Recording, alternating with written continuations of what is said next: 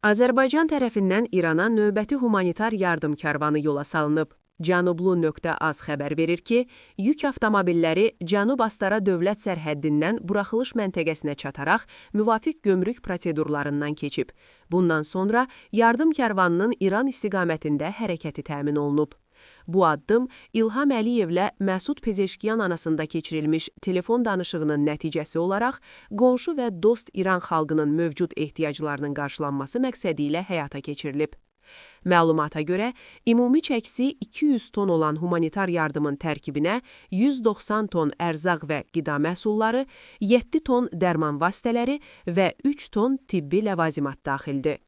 Qeyd edək ki, yardım karvanı Azərbaycan prezidentinin tapşırığına əsasən Cənub Astara dövlət sərhəddindən buraxılış məntəqəsi vasitəsilə İrana göndərilib.